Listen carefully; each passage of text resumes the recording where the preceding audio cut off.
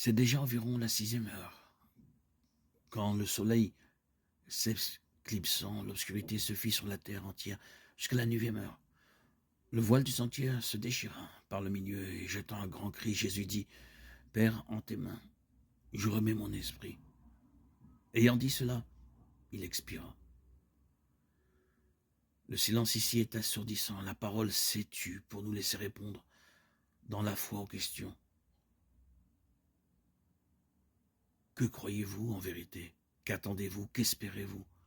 Le silence de la croix ne doit pas être vide, mais au contraire, il se doit d'être rempli de notre charité chrétienne, de notre foi en la parole de Dieu, de notre espérance en la résurrection.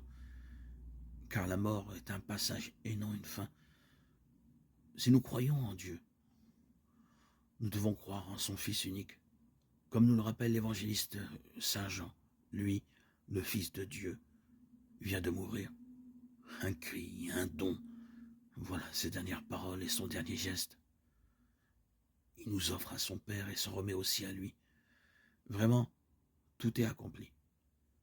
C'est pourquoi il était venu dans le monde, c'est pourquoi il a fait route avec les hommes. Enfin, c'est pourquoi Dieu a créé l'homme. Il était venu accomplir l'alliance, dire aux hommes l'amour de Dieu et leur révéler son visage de Père. Au cœur de cet acte de révélation, c'est le possible de la filiation divine des hommes qui se réalise. Désormais, entre ciel et terre se trouve le signe indélébile de l'amour passionné de Dieu pour l'homme.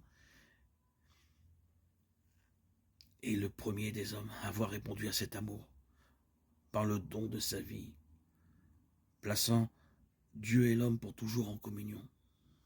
En mourant, Jésus se fait solidaire de tous ceux qui sont morts dans l'attente de la résurrection. En Jésus qui meurt, c'est bien tous les morts qui sont convoqués à la vie, ceux qui sont morts injustement, les accidentés de la route, les victimes de guerre, les martyrs de ce temps, les exclus. Seigneur Jésus-Christ, toi qui, dans ton dernier souffle, as confié avec amour à la miséricorde du Père les hommes et les femmes, les enfants, les familles de tous les temps avec leurs faiblesses et leurs péchés, remplis-nous de ton esprit d'amour et d'intelligence pour que nous ne puissions poser qu'un seul autre regard sur la réalité de la mort.